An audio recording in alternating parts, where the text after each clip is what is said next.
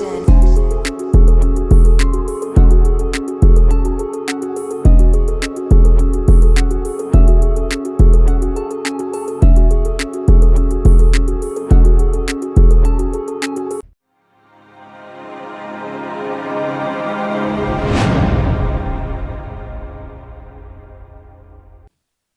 to Start podcast, man, back with another video. I'm Heart to Start JD, aka the Guccini, man, and we here with a three top 24 running backs that have the potential to bust this year, man. Even though this is June ADP, we almost at the end of June. 4th of July ain't nothing but a couple weeks away, man. And then at the end of July, training camp. And all the buzz about this redraft talk is really gonna get serious, man. So we're gonna give y'all three bus candidates at the running back position. Do yourself a favor, bruh. Go look at the 4 videos that we dropped already of 3 must-haves at every position: wide receiver, quarterback, running back, and tight end. And them is just players that are highly attainable for you. Those aren't top 36 players that it's going to be hard to get, man. Them is some nice pieces to help you build your team out through the draft, 100%. But before we get into today's video, man, make sure you drop a like on this video, man. Help this video get to 10 likes, bruh.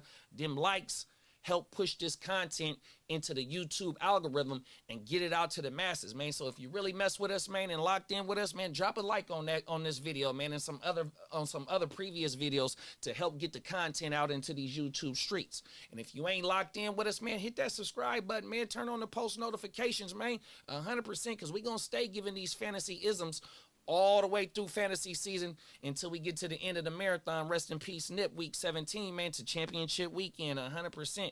So, yeah, man, do yourself a favor, get locked in, stay locked in, man. We got major content coming up. We got major collaborations coming up, man. We pushing this boulder up the hill of this community that we building, of this content that we giving y'all, man, 100%, man, in this independent media space. Then, like I said, man, go ahead and go run some of them, go through the archive and run some of them old joints up, man. We highly appreciate y'all, man. But let's kick it off with the first running back today that we gonna talk about that has bust potential, man. And it's gonna be Kyren Williams, 100% of the Los Angeles Rams. Let's get into it. First up is Kyren Williams, coming in as the 28.9 overall drafted player, or at the 3.05, and a RB7 overall finish last season, and was the 3rd leading rusher in the league with 1,144 yards, and led the league with 95.3 rushing yards per game, 32 receptions for 206 yards with 15 total touchdowns scored in 12 games. And with Kyren dealing with foot and ankle injuries already since his rookie year, I can see the Rams dialing his touches back with 3rd-round pick in Blake Corum, who in his last 2 collegiate seasons carried the ball with over 230-plus rushing attempts and over 1,000 yards on the ground, playing in 12 games or more. Not saying that Blake is taking Kyren's job, but that league-leading 83.9 snap share percentage will come down. Scoring 15 total TDs in back-to-back seasons is definitely not for Shirley, man. And with the Rams investing a 3rd-round pick on a running back who has rock-toting skills as the feature back, and even if it's just OTAs, Kyren is not out there due to a foot injury already. And McVay saying that Williams will be back by training camp. Blake is getting all the reps and getting real familiar with the playbook. He has action at getting on the field and eating into Kyren's workload. Kyren is not on my do not draft list. I'm just not comfortable taking him over Derrick Henry 3 picks later, or Travis Etienne another 13 picks later, bro. That's value right there. And for Kyren, if you're drafting Kyren based on you think he can match the production last year in 4 less, in 12 games, I'm not comfortable with that. And it shows that they definitely want another capable back in that system. I mean, we seen when Kyren went out, the multiple bodies that they had, even though they had to use multiple bodies in that run game. Darrell Henderson, I forgot who else they were rotating in and out with last year when Kyren was out. But what I'm saying is, my point is that the writing is on the wall that the Rams want a 1-2 punch.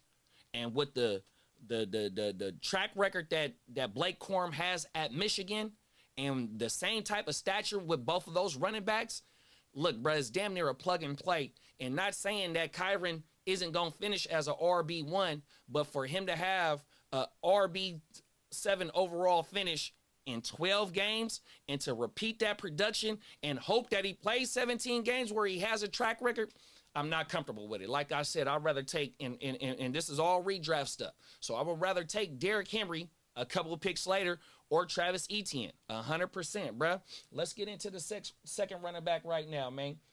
Second running back definitely going to be De'Von Achane of the Miami Dolphins. Let's get into it, bruh. Second up is De'Von Achane. Coming in at the 3.01 or the 25th overall player drafted, or RB7 right now. Devon has finished as the RB24 with only 103 rushing attempts for 800 yards, 7.8 yards per run, 27 receptions with 197 receiving yards, and 11 total touchdowns.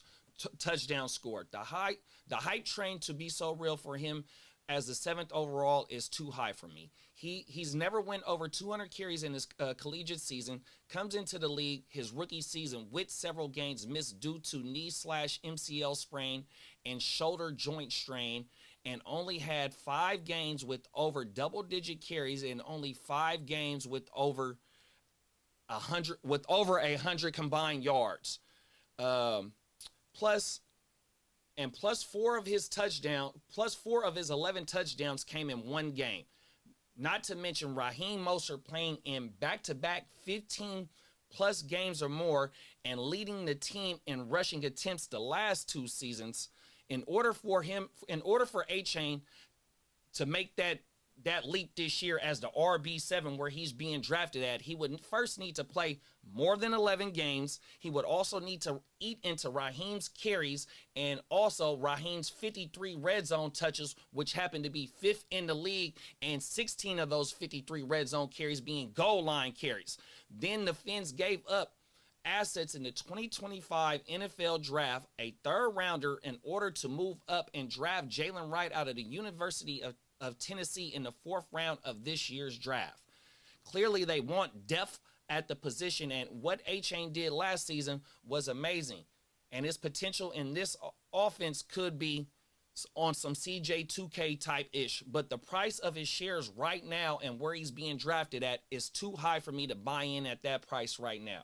100% for what Achane did on so many, or a few carries. I mean, it's a 50-50 split. You say that he can go ahead and do what he did last year on limited touches, but yet, you know what I mean, is to have that type of trajectory going from one season to the next, I just don't see that happening, bruh. And for him to have this hype train being drafted as a 7th overall running back, man, it ain't happening, bruh. You ain't getting me there. So that's one of them candidates that where it says go ahead and let your idiot league mates draft him. He's definitely one of them ones where you need to go ahead and let your league mates go ahead and draft. 100%. Let's get into the last bust candidate of the day, and it's gonna be the overall 2 finish last year in PPR scoring format. The boy Breece Hall, man. Let's get into Breece Hall, man.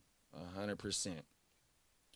Last but not least, and the player with the most premium price to pay is Breece Hall, coming in at the 8th overall player being drafted and finishing as the RB2 overall in PPR scoring formats. Hall was one of the bright spots for Gang Green, having 223 carries for 944 yards, 95 targets, first at his position, on 76 receptions, first at his position, with 591 receiving yards and 9 total TDs scored.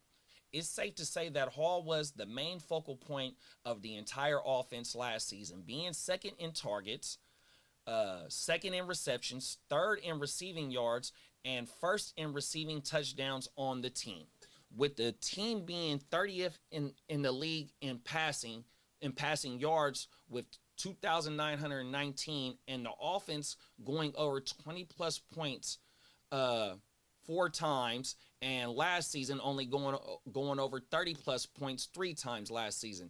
And in this offseason, bringing in Mike Williams, who is a walking big play machine, every target he sees only when he's healthy, drafting Malachi Corley in the 3rd round of this year's draft.